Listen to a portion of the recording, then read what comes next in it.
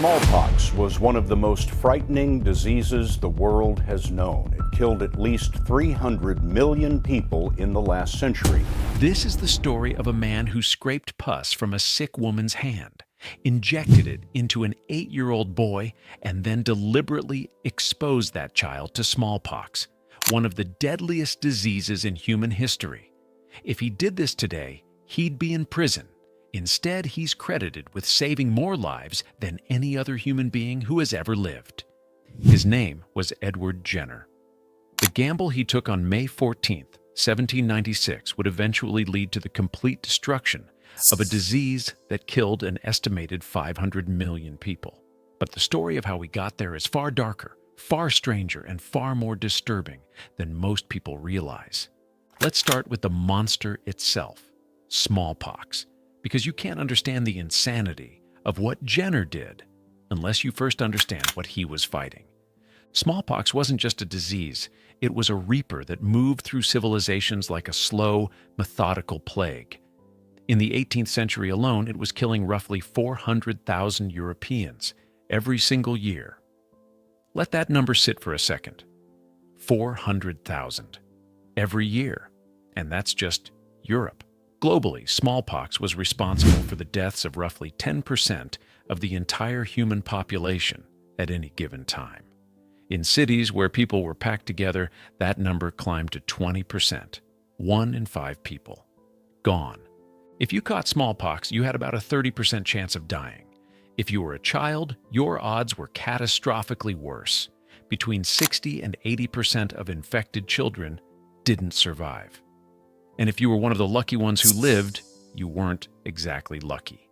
Survivors were left with horrific, permanent scarring across their faces and bodies. 1/3 of all blindness cases in Europe were caused by smallpox. This disease didn't just kill you. If it let you live, it marked you. It branded you. You carried it on your skin for the rest of your life. And here's the thing that made smallpox uniquely terrifying. There was no cure. There was no treatment. If it swept through your village, your family, your household, you just waited to see who would make it and who wouldn't. Parents watched their children break out in pustules, watched their fevers spike, watched their skin erupt, and they could do absolutely nothing. By the time we reached the 20th century, even with all our medical advances, smallpox was still killing an estimated 2 million people a year as late as 1967. Over the course of the 20th century alone, the disease claimed 300 million lives, more than every war in that century combined. Every world war, every conflict, every genocide. Smallpox killed more. That is the enemy Edward Jenner decided to fight, and the weapon he chose was an 8-year-old boy. Now, before Jenner made his infamous gamble, there was already a method people used to try to protect themselves from smallpox. It was called variolation, and it was almost as terrifying as the disease itself. This practice had been brought to England in 1721 by Lady Mary Wortley Montagu, who had witnessed it in Turkey and boldly championed its use despite fierce opposition. The concept was brutally simple. You'd take material from a smallpox pustule, actual infectious matter from someone who was sick, and you'd deliberately introduce it into a healthy person's skin through a scratch or a cut. The idea was that you'd give them a milder case of the disease, and if they survived, they'd be immune. And it kind of worked. Most of the time. But here's the catch. Variolation still killed about 2 to 3% of the people who underwent it. That's not a rounding error. That's real people dying from a procedure that was supposed to protect them. And anyone who was variolated could still spread full-blown smallpox to others.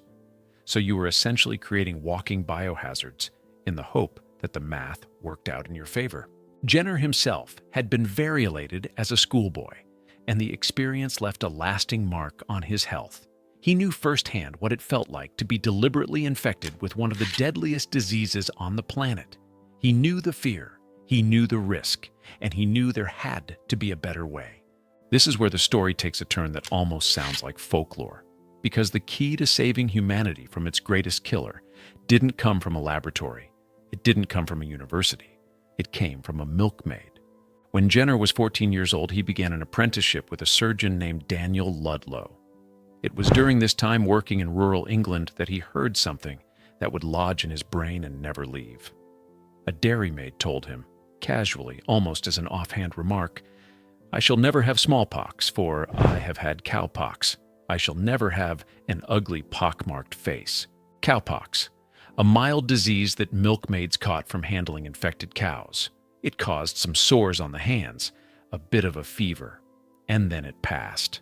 Nothing deadly, nothing dramatic. But the women who caught it seemed to never get smallpox. This wasn't just one woman's claim. It was common knowledge in the farming communities of rural England. Dairymaids were known for their clear, unscarred skin. Everyone just accepted it as one of those things. Nobody thought to ask why. Nobody except Jenner. After his apprenticeship, Jenner went to London to study under one of the most brilliant and dangerous minds in English medicine, a man named John Hunter. Hunter was a surgeon, a biologist, an anatomist, and above all, an experimenter. He was obsessed with testing ideas, pushing boundaries, and he had a motto that he drilled into his students relentlessly. Why think? Do the experiment. Those 5 words would echo through Jenner's career. They would shape his thinking, and eventually they would lead him to do something that no ethics board on the planet would approve today. Jenner returned to his hometown of Berkeley and spent years as a country doctor. But he never forgot the milkmaids. He never stopped thinking about cowpox. He collected observations, noted cases, built his theory piece by piece. And by 1796, he was ready to test it. He needed 2 things, a source of cowpox and a test subject. The source came in the form of Sarah Nelmes, a young dairymaid who had fresh cowpox lesions on her hands and arms. She'd caught the disease from a cow named Blossom. And yes, we know the cow's name? Blossom. The cow whose infection would eventually lead to the eradication of a disease that killed hundreds of millions of people.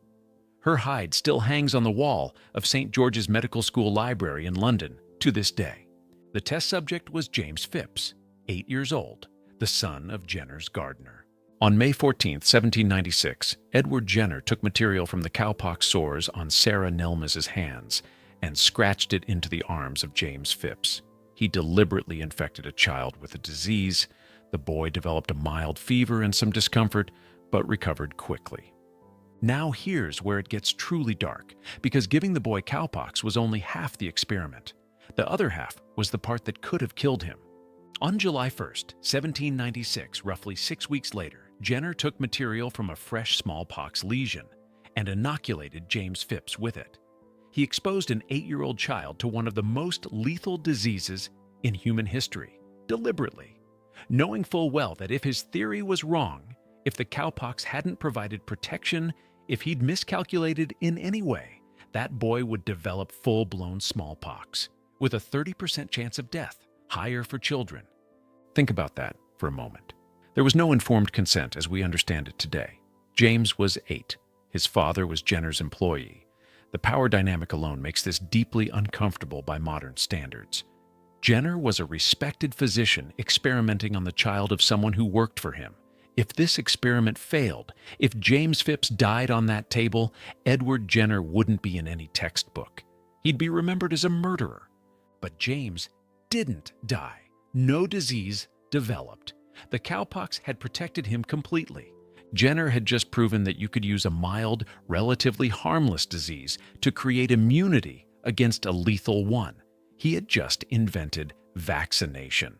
Now you'd think the world would have thrown a parade. You'd think every scientist, every doctor, every government would have immediately recognized what had just happened. You'd be wrong. In 1797, Jenner sent his findings to the Royal Society, the most prestigious scientific institution in England. They rejected it, flat out. His paper wasn't good enough. His evidence wasn't sufficient.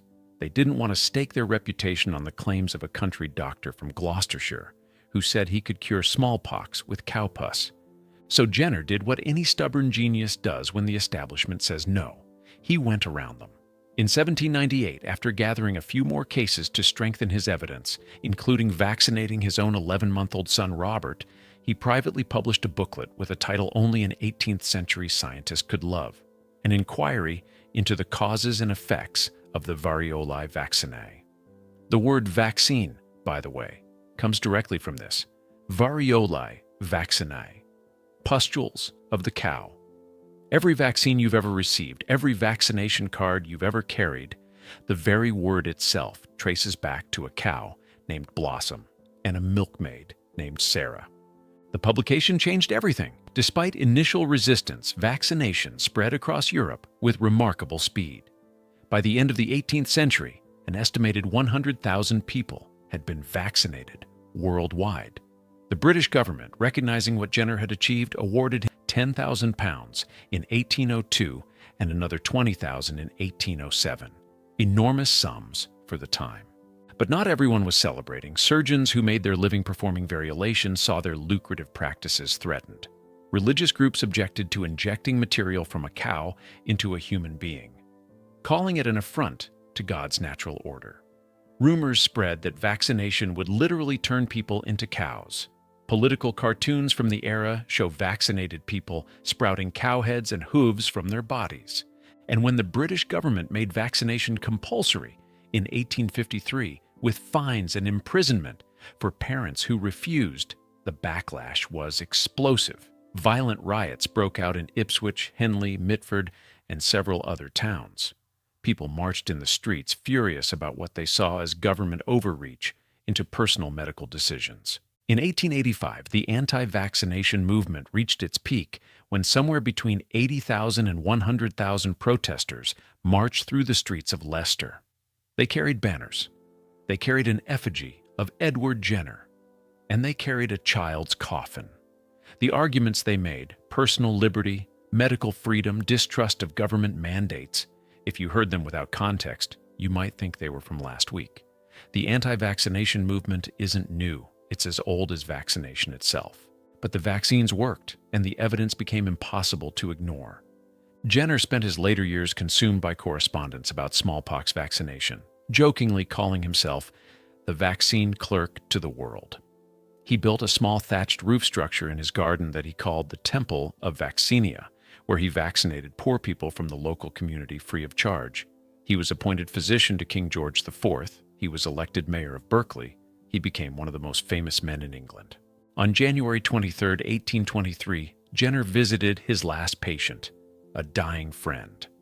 The next morning, he didn't come down for breakfast. They found him in his study. He'd suffered a massive stroke. Edward Jenner died in the early morning hours of January 26, 1823, at the age of 73. But his war against smallpox was far from over. It would take another 157 years.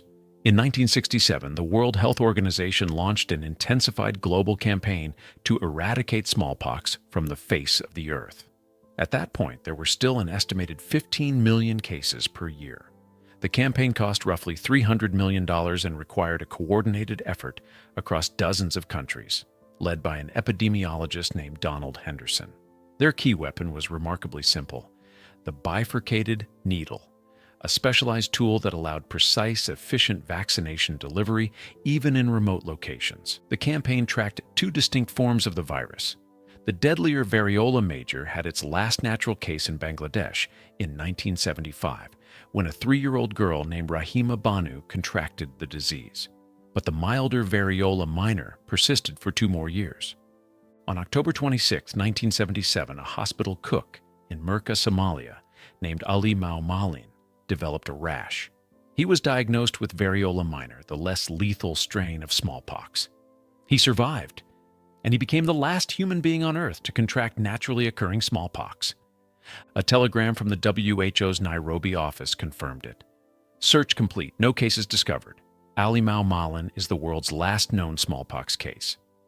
On May 8, 1980, almost 2 centuries after Jenner first scraped cowpox pus into the arm of an 8-year-old boy, the 33rd World Health Assembly made it official. Smallpox is dead. A disease that killed 500 million people, wiped from existence, and the story of Ali Malin, the last person to catch smallpox naturally, has an ending that's almost too poetic to be real. After surviving the disease, Malin dedicated his life to eradicating another scourge, polio. He spent years carrying out vaccinations in Somalia. In 2013, when poliovirus re-emerged in the region, Malin was out in the field vaccinating children. He developed a fever. Days later, on July 22, 2013, Ali Mao Malin, the last victim of natural smallpox, died of malaria contracted while administering polio vaccines. The last person smallpox ever touched spent the rest of his life making sure other diseases couldn't touch anyone else. Today, the only remaining samples of the smallpox virus sit in 2 laboratories, one in the United States, one in Siberia. They sit there like prisoners on death row, awaiting a final decision on whether they should be destroyed forever or kept for research. The debate over their fate continues. James Phipps, the boy who started it all, lived to the age of 65. Jenner gave him and his family a free cottage in Berkeley for his bravery. That cottage later became the Edward Jenner Museum. The boy, who was the world's first vaccine subject, literally lived inside the monument to the experiment that was performed on him. Edward Jenner is credited with saving more lives than any other human being in history. Vaccines today prevent or control 25 different infectious diseases. The principles he established in 1796 are the same principles behind the mRNA vaccines developed for COVID-19 more than 2 centuries later. But here's the question that never quite goes away. If Jenner had been wrong, if James Phipps had broken out in pustules and died on that table in July of 1796, what would we call Edward Jenner? Not the father of immunology, not humanity's greatest savior. We'd call him a monster, a man who killed a child in a reckless experiment. The line between hero and villain in this case was the width of an 8-year-old boy's immune response. He gambled with a child's life, and humanity won.